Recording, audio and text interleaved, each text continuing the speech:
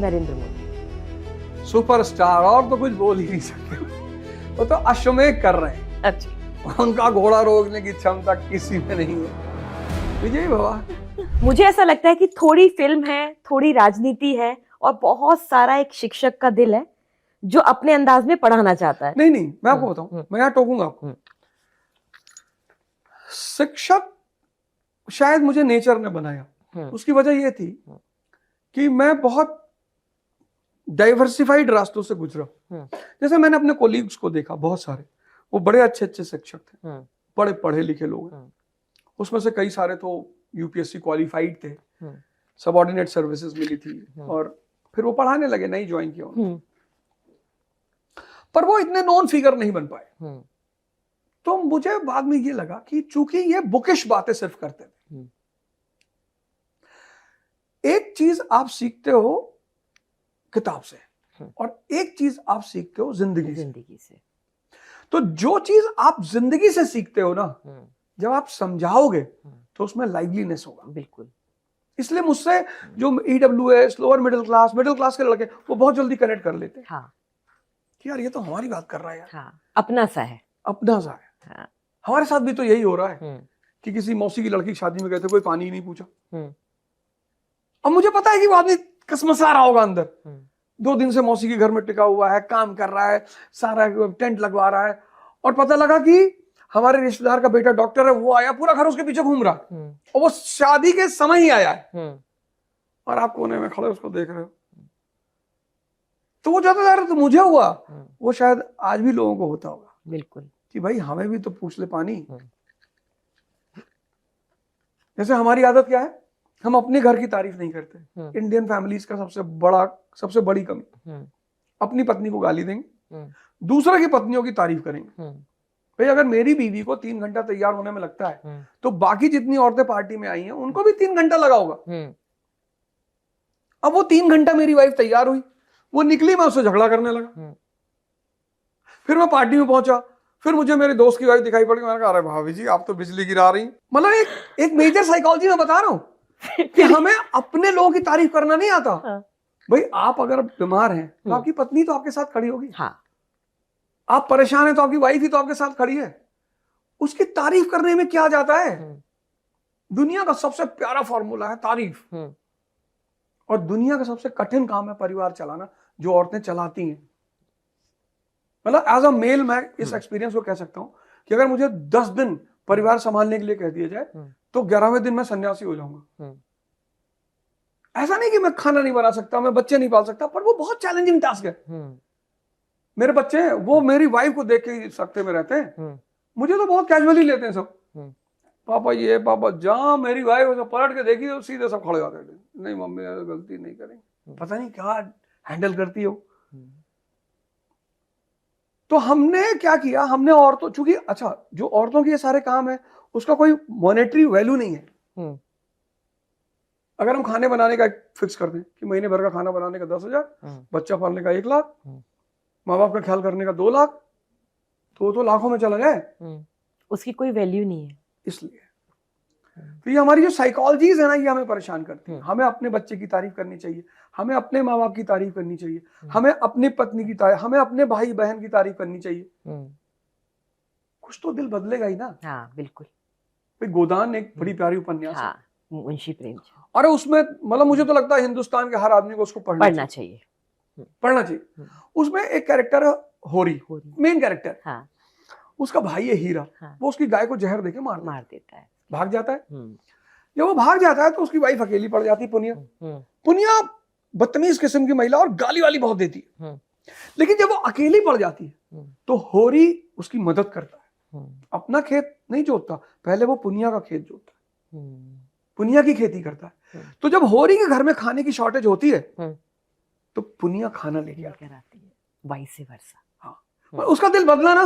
वो आके कहती है अपनी जेठानी से, होरी की पत्नी धनिया उसकी जेठानी है। हाँ। तो कहती कि वो धनिया कहती है कि पुनिया तुम कितना एहसान कर रही हो। तो कहती दीदी एहसान किस बात का है, ये सारी खेती तो भैया ने की है। तो मेरा मानना यह है कि जब आप अपनों की तारीफ करते हो ना, तो कहीं ना कहीं उनके दिल में आपके लिए एक सॉफ्ट कॉर्नर पैदा होता है, क्योंकि हर इंसान की भूख है तारीफ। पर हमें लगता है कि हमारे पापा ने हमारे लिए कुछ नहीं किया। अरे पाल पोस के 20 साल का कर दिया, बहुत है, और क्या लोगे। ये कुछ साइकोलॉजीज है जो हमारी कंट्री में लोगों को बदलनी चाहिए। आप अपने बोलने के अंदाज के लिए भी जाने जाते हैं और बहुत स्पष्टवादी हैं, एकदम सामने बोलते हैं। मैं कुछ नाम लूंगी, आप उनके लिए वन लाइनर्स बोलिएगा और ईमानदारी से बोलिएगा। नरेंद्र मोदी सुपरस्टार, और तो कुछ बोल ही नहीं सकते।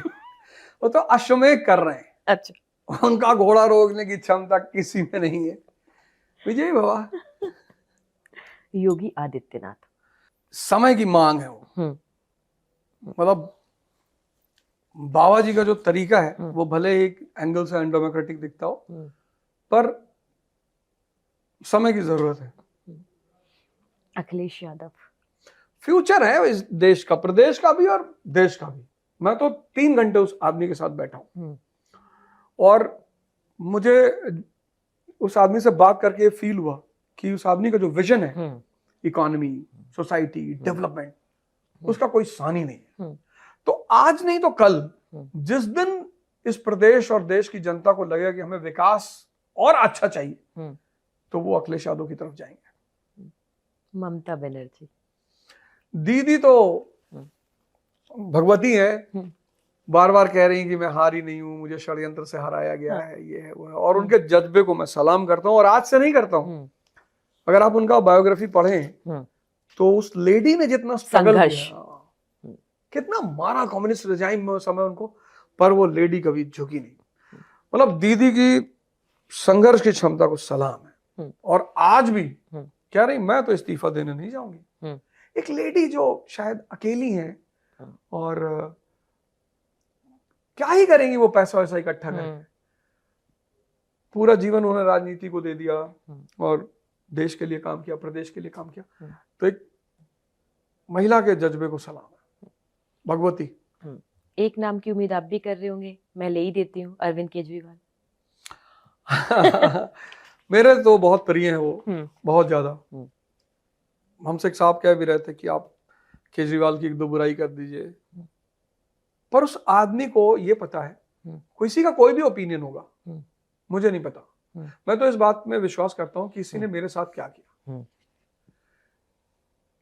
हर टाइम जब मैं उस आदमी से मिला हूं, जब भी मिलने गया हूं, उस आदमी ने कभी मना नहीं किया।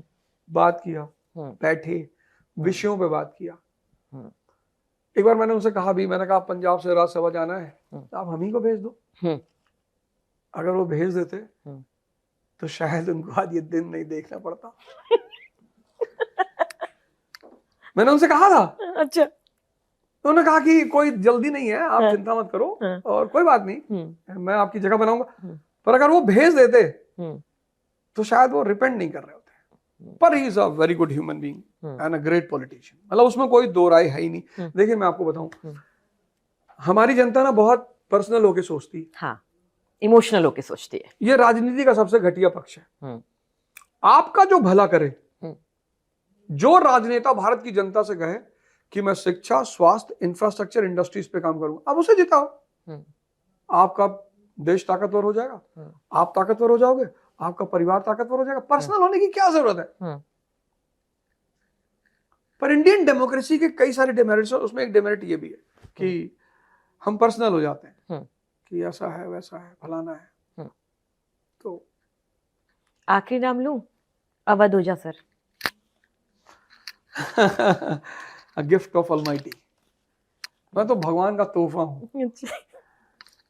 इस देश की जनता चाहे तो उस तोहफे का एक अच्छा इस्तेमाल कर सकती, बहुत कुछ मुझसे ले सकती, नहीं तो बांट तो मैं रहा ही हूं, क्योंकि मुझे सेवा मिली है। तो जैसे रजनीश कंट्री में थे, कंट्री के लोगों ने कहा मैं आपसे कुछ नहीं चाहिए, अमेरिका चलेगा, 100 रोल्स रॉयस, चार्टर्ड हवाई जहाज वगैरह वगैरह, मैं भी चला जाऊंगा। क्योंकि अगर आपके पास कुछ देने को है संसार को, तो संसार हमेशा लेने के लिए तैयार बैठा। कोई बॉलीवुड में सुन ले, जाने ना दे, आपको कोई किरदार ही दे दे। हाँ हाँ, वो तो वही है, कई सारे ऑप्शंस तो उसके ही हैं, बॉलीवुड ही एंटर कर जाए। तो पर जिस दिन मैं साइन करूंगा, पहली फोन आपको करूंगा। हाँ बिल्कुल, करने वाले हैं आप। बस आपको रोल ही तो तय करना है, वो आपको मिल जाएगा।